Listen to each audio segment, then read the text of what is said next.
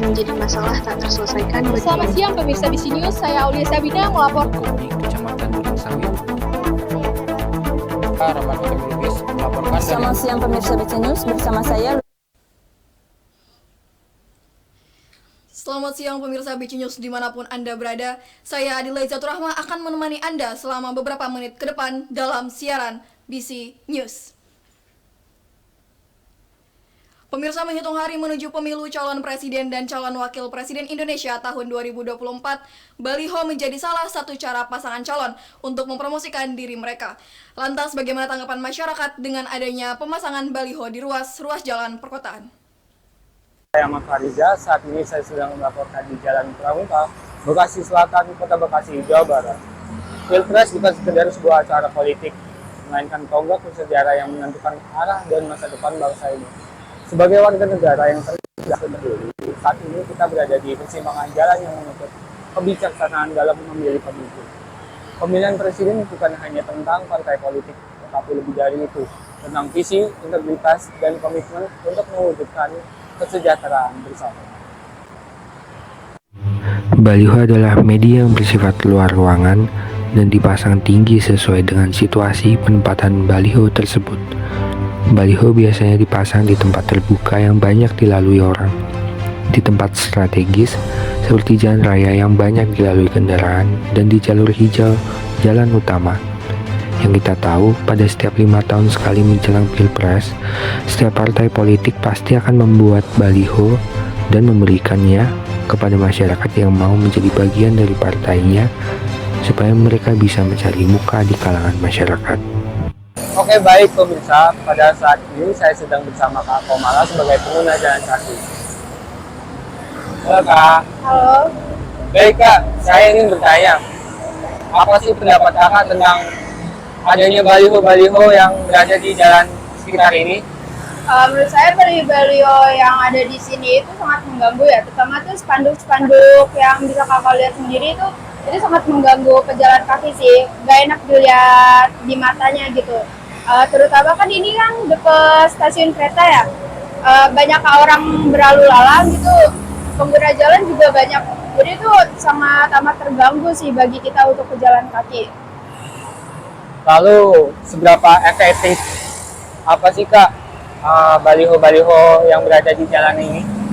Untuk seberapa efektif baliho tersebut di Cawapres tahun depan tuh sangat efektif sekali ya, terutama untuk bagi kita yang pengen tahu nih Cawapres kita siapa-siapanya agar mengenal lebih dalamnya lagi.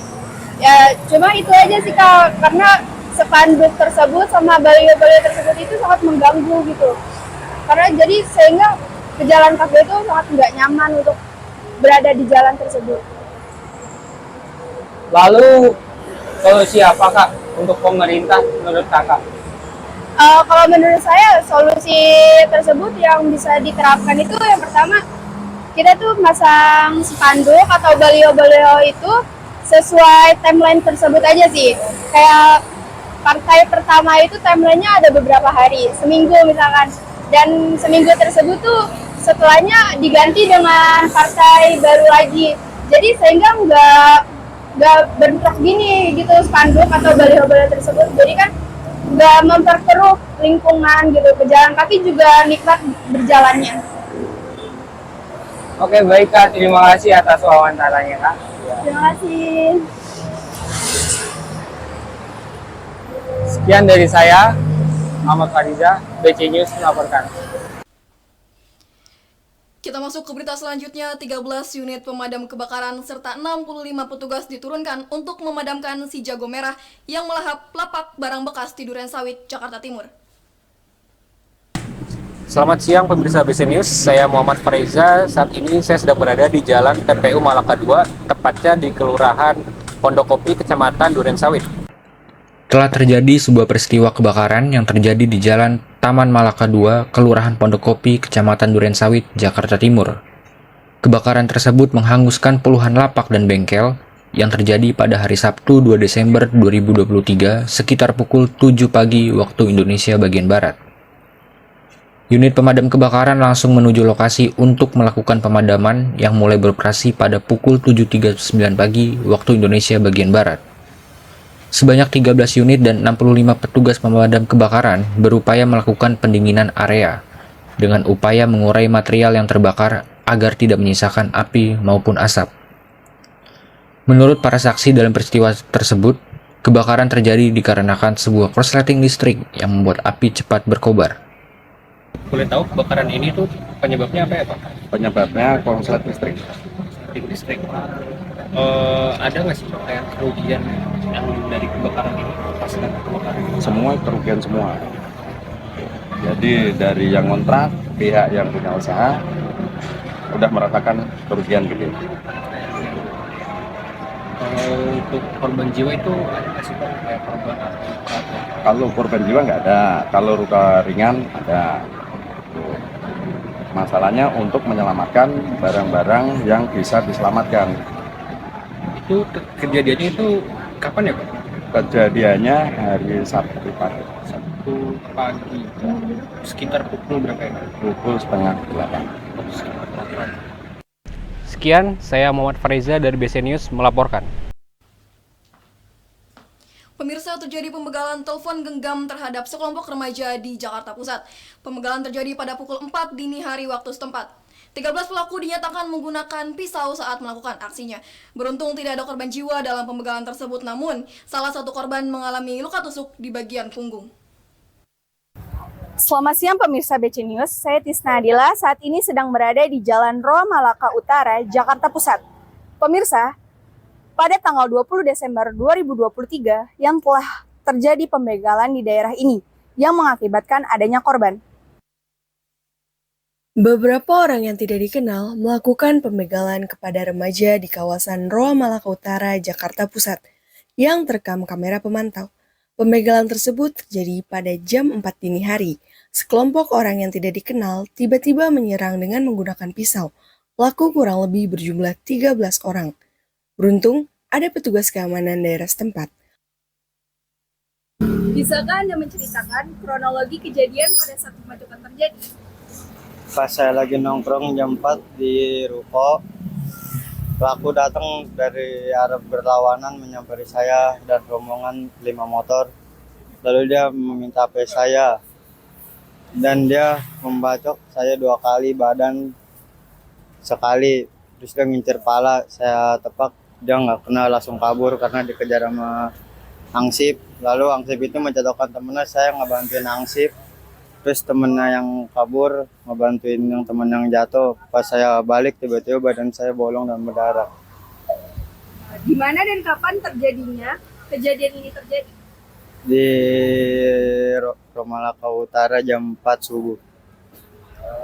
Apakah ada faktor pemicu yang memicu kejadian ini, seperti kerusuhan yang terjadi sebelumnya, atau ada pengaruh minuman keras? Tidak ada. Apakah ada saksi yang melihat atau mendengar kejadian tersebut? Ada 2 orang. Siapa saksi? Teman saya. Sekian, saya Tisnadila dari BC News melaporkan. Digelarnya persidangan kasus kenakalan remaja berupa tawuran antar pelajar di Pengadilan Negeri Jakarta Timur. Pelaku berinisial HA yang berusia 17 tahun dikenakan pasal Undang-Undang Perlindungan Anak. Pelaku dapat dijatuhkan hukuman penjara selama 2 tahun 6 bulan. Informasi tadi akan kami hadirkan selengkapnya setelah jeda berikut ini.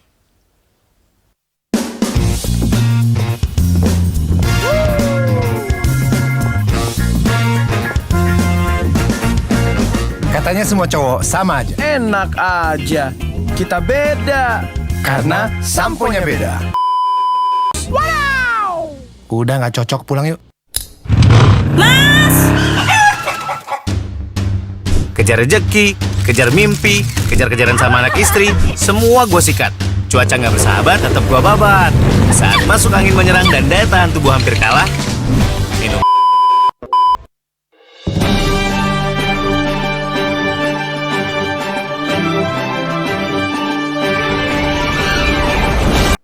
Selamat siang Permisa BC News. Saya Aprilia Andarwati, saat ini sedang berada di Pengadilan Negeri Jakarta Timur. Saat ini sedang terjadi persidangan dari kasus kenakalan anak di bawah umur, yaitu yang dilakukan oleh pelaku berinisial H, berumur 17 tahun. Kejadian ini terjadi pada tanggal 18 Agustus 2023 pada pukul 15.30 waktu Indonesia Barat. Dalam persidangan ini, pelaku dapat dijatuhkan hukuman ketentuan pasal 76 CJO, pasal 80 ayat 1, Undang-Undang RI nomor 35 tahun 2014 tentang perubahan atas Undang-Undang RI nomor 23 tahun 2002 tentang perlindungan anak. Pada persidangan ini, pelaku dapat divonis 2 tahun 6 bulan. Komisi Perlindungan Anak Indonesia mengungkapkan dari Januari sampai Agustus 2023 terdapat 2.355 kasus pelanggaran terhadap perlindungan anak. Nama saya Supriyono, Agustinus Supriyono. Banyak cara untuk mendidik anak supaya bebas dari kegiatan pergaulan yang negatif. Bergaul bebas, tapi dalam pengawasan, tapi tidak dalam semata saya. Saya dampingi mereka, mereka kemana pergi, mereka jalan, tetapi saya tidak pernah mengikuti mereka. Dibiasakan anak berdoa setiap pagi. Pagi berdoa, sore berdoa, malam berdoa. Di dalam segala kegiatan aktivitas disertai dengan doa. Kedua adalah taat pada sekolah dan didampingi oleh orang tua. Zaman sekarang zaman modern, serba elektronik. Maka dalam hal ini kita harus waspada. Dalam menggunakan alat, kita harus betul-betul bisa menggunakan sebaik mungkin. Begitu mereka bergaul, selalu ada kontak dengan saya. Mengajak mereka selalu ada kontak. Sehingga kami ada kontak batin, karena apa? Terbiasa anak juga selalu minta doa, restu dari orang tua. Sekian, saya Aprilia Andarwati dari BCNews melaporkan. Jakarta menempati posisi keempat sebagai kota dengan kualitas udara terburuk di Indonesia. Dr. Edward Boyke memaparkan bahwa saluran pernapasan akut menjadi penyakit yang paling sering ditemui akibat polusi udara.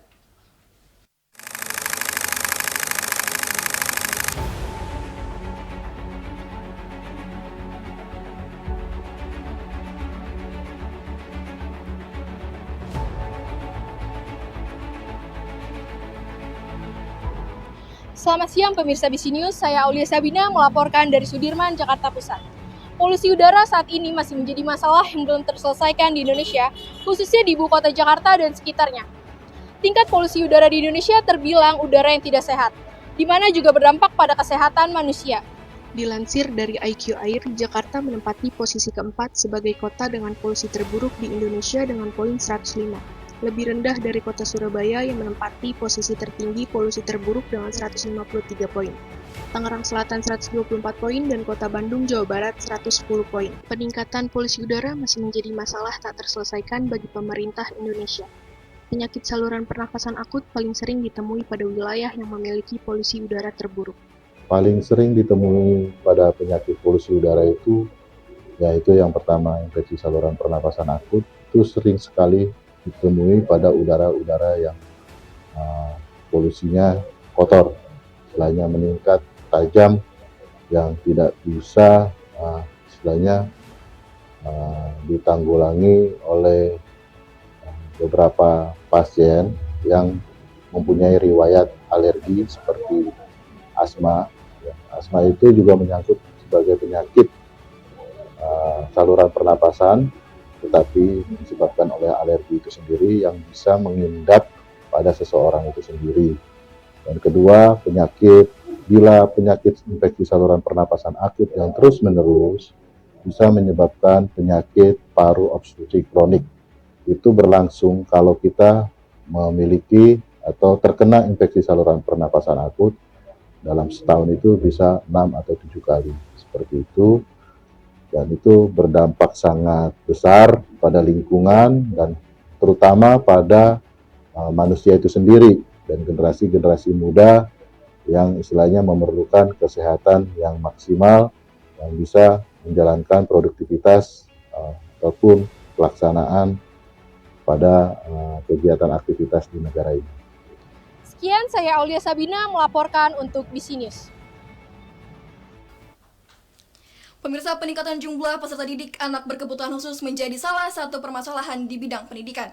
Sistem pengajaran yang bersifat individu menyebabkan sekolah luar biasa hanya menerima sedikit peserta didik baru anak berkebutuhan khusus setiap tahun ajarnya.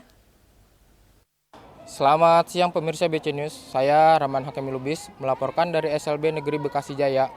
SLBN atau Sekolah Luar Biasa Negeri merupakan salah satu lembaga pendidikan di Kota Bekasi Timur yang memberikan pengajaran dan layanan khusus bagi siswa-siswi berkebutuhan khusus.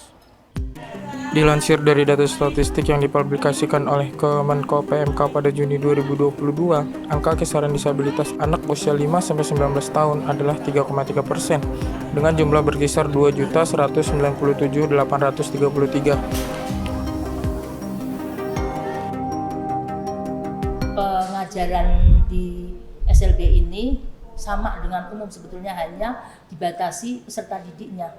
Untuk SDLB, peserta didik tunagrahita maksimal 5 anak 1 guru. Untuk SMP LB-nya 7 anak 1 guru dan SMA LB-nya 8 anak 1 guru. Itu. Jadi 1 dibanding 5 kalau untuk tunagrahita. Kalau untuk tunarungu rata-rata 7 anak 1 guru. Itu. Untuk metode pengajarannya juga sama dengan umumnya, hanya kalau kita sekarang menekankan ke kemampuan per individu. Jadi ada program pengajaran individu untuk anak-anak berkebutuhan khusus ini. Meningkatnya jumlah anak berkebutuhan khusus menjadi suatu permasalahan bagi pendidikan di Indonesia. Dilansir dari dapokemendikbud.go.id, peserta didik di SLB terus meningkat setiap tahunnya. Meski telah dilakukan penambahan unit sekolah, tantangan tersebut tetap memerlukan perhatian dan solusi yang lebih mendalam untuk memastikan bahwa layanan pendidikan khusus dapat memenuhi kebutuhan anak-anak secara efektif. Menjelang akhir tahun, harga emas merangkak naik. Alex selaku penjual emas di Plaza Pondok Gede menyatakan bahwa kenaikan harga emas mencapai Rp100.000 per gramnya. Selamat siang pemirsa, di sini saya Cindy Ansela. Saat ini sedang berada di Jatiwaringin Bekasi, tepatnya di Plaza Pondok Gede.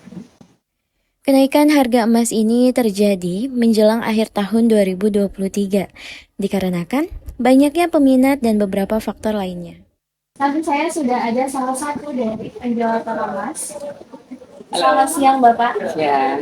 Dengan Bapak siapa? Dengan Bapak Alex. Baik Bapak Alex, apakah faktor yang menyebabkan dari kenaikan harga emas saat ini? Faktornya banyak, salah satunya konflik dari Palestina sama Israel dan permintaan dari customer. Oke, karena banyaknya permintaan dari customer ya, banyak peminatnya. Biasanya perbandingan harga emas sebelumnya dengan yang sekarang itu berapa ya Pak? Harganya bisa sampai 100.000 per gramnya. Tadinya 1 juta, sekarang udah 1.100.000 gramnya. Oke, baik. Harga emas batangan dengan emas perhiasan itu per gramnya berapa Pak? Kalau logam mulia atau batangan sekarang udah tembus 1 juta, 1.100.000 tepatnya. Kalau yang 70-75 dari 700 sampai 800.000 per gram. Baik. Kebanyakan customer membeli emas ini untuk apa sih Pak biasanya? Biasanya customer beli buat berhias sambil menabung. Kenaikan harga emas tidak terlalu tinggi jika dibandingkan dengan harga sebelumnya. Baik pemirsa, sekian saya Cindy Ansela dari BC News melaporkan. Pemirsa, kami akan kembali setelah jeda berikut ini.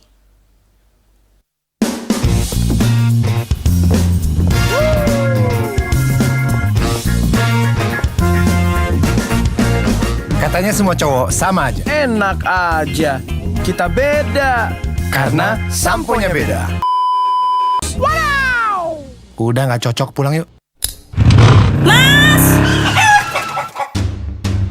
Kejar rejeki, kejar mimpi, kejar-kejaran sama anak istri, semua gue sikat. Cuaca nggak bersahabat, tetap gue babat. Saat masuk angin menyerang dan daya tahan tubuh hampir kalah, minum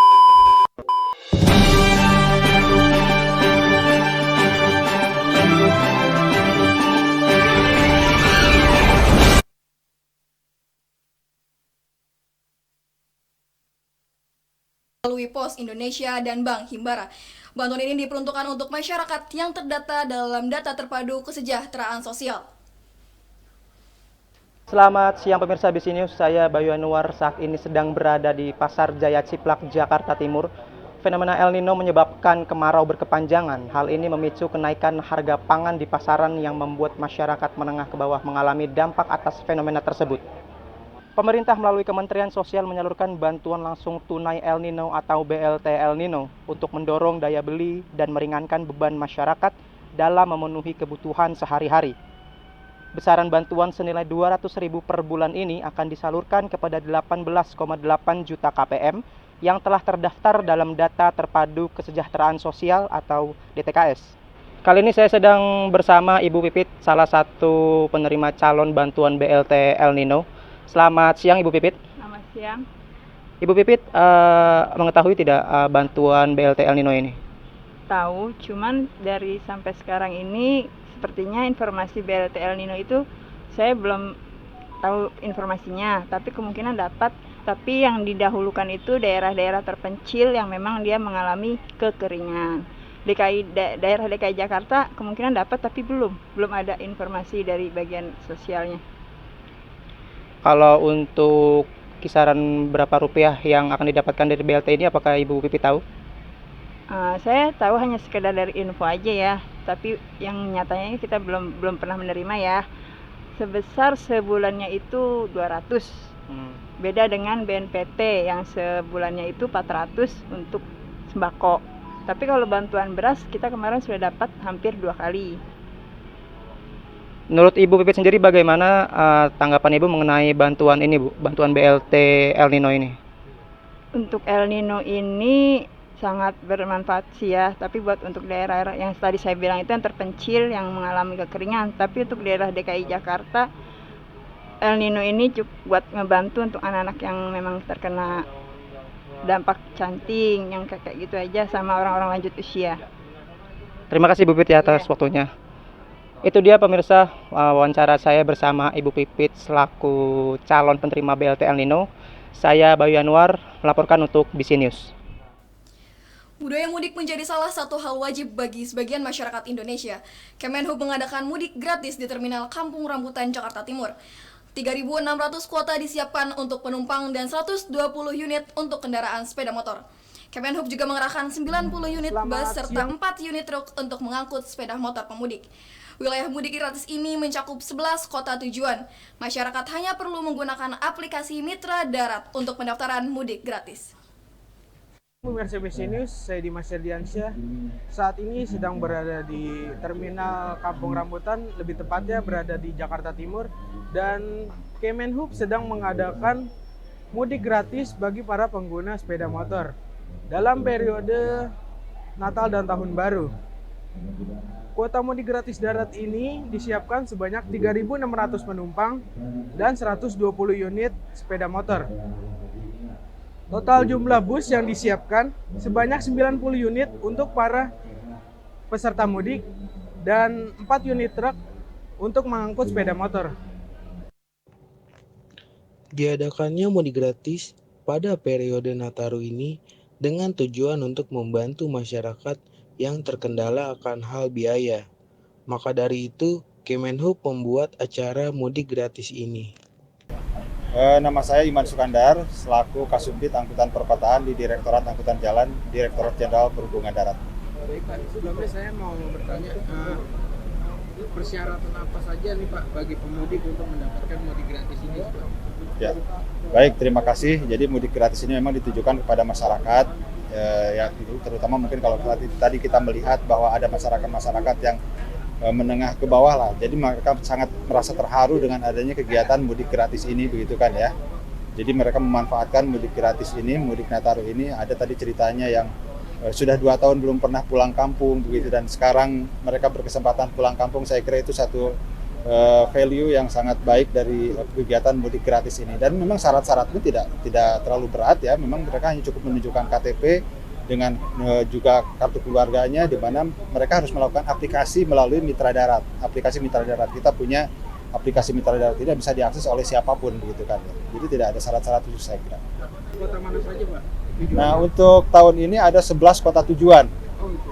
Memang fokus kita karena memang pergerakan berdasarkan hasil survei lebih banyak ke area Jawa Tengah, Yogyakarta, dan Jawa Timur. Makanya ada 6 kota di Jawa Tengah, kemudian 1 kota Yogyakarta, kemudian 4 kota di wilayah Jawa Timur. Nah itu. Jadi kota-kota itu yang berdasarkan hasil survei yang menjadi fokus kita untuk mudik gratis tahun ini. Sekian, saya Dimas Yardiansyah melaporkan untuk BC News. Bagi Anda yang ingin berlibur dengan keluarga bahkan dengan hewan peliharaan, destinasi wisata Aloha Pasir Putih di Pantai Indah Kapuk 2 patut Anda kunjungi. Destinasi ini menyajikan suasana seperti di Hawaii dengan tiket masuk gratis. Para pengunjung hanya perlu memfollow akun Instagram Aloha Pantai Indah Kapuk untuk bisa memasuki kawasan wisata tersebut. Selamat siang pemirsa BC News, bersama saya Lutmila Navita yang saat ini sedang berada di kawasan Pantai Indah Kapuk yang berlokasi di Kecamatan Kosambi, Kabupaten Tangerang. Memasuki masa liburan Natal dan Tahun Baru, kawasan wisata Aloha Pasir Putih yang berada di Pik 2 dipadati pengunjung. Dihadirkan dengan pantai yang indah serta tiket masuk gratis, membuat pengunjung beramai-ramai datang ke lokasi Aloha Pasir Putih. Aloha Pantai Indah Kapuk desain dengan konsep destinasi kuliner utama. Aloha juga menghadirkan suasana khas Hawaii layaknya di Amerika yang memberikan sensasi unik dan eksotis bagi pengunjungnya. Dengan nuansa tropis, para pengunjung Aloha bisa langsung merasakan dari setiap bangunan, dekorasi area, dan berbagai fasilitas yang tersediakan. Fasilitas yang diberikan Aloha terbilang cukup lengkap, mulai dari fasilitas untuk anak-anak hingga dewasa ada di sini. Selain fasilitas hiburan dan tempat makan yang beragam, Aloha Pasir Putih termasuk tempat yang ramah dengan hewan peliharaan. Jadi, para pengunjung bisa membawa hewan peliharaan ke dalam area Aloha Pasir Putih. Walaupun saat mengunjungi Aloha Pantai Indah Kapuk tidak dikenakan biaya masuk, tetapi para pengunjung diwajibkan untuk memfollow akun Instagram Aloha Pantai Indah Kapuk agar bisa memasuki kawasan wisata Aloha. Aloha juga menyediakan transportasi untuk membawa pengunjung untuk berkeliling dengan tarif yang sudah ditentukan. Nah pemirsa, saat ini saya sedang bersama salah satu pengunjung dari kawasan wisata Aloha. Selamat siang Kak, dengan kakak siapa? Saya Deva. Oke, Kakak Deva. Kakak Deva, tujuan Kakak Deva datang ke kawasan wisata Aloha itu untuk apa Kak? Di sini niatnya udah pasti buat senang-senang karena kan saya juga habis ujian akhir semester kan. Oke. Apa yang membuat Kakak Deva tertarik untuk mengunjungi kawasan wisata Aloha? Karena di sini spot fotonya tuh banyak banget dan juga pemandangannya bagus-bagus. Oke. Bagaimana pendapat Kakak Deva mengenai fasilitas yang tersedia di kawasan wisata Aloha? Menurut saya fasilitas di sini tuh udah bagus, kayak contohnya ada toiletnya, ada musolanya, ada tempat parkir, ada stand-stand makanan juga.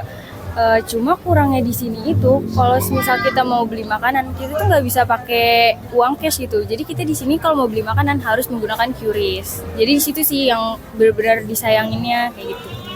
Oke Kakak Deva, terima kasih telah menemani saya. Sekian, saya Lutmila Navita dari BC News melaporkan. Pemirsa, informasi destinasi wisata tadi sekaligus menutup perjumpaan kita pada kali ini. Saya Adila Jatuh Rahmah mewakili tim redaksi dan seluruh kerabat kerja yang bertugas mengucapkan terima kasih atas kebersamaan Anda dan sampai jumpa.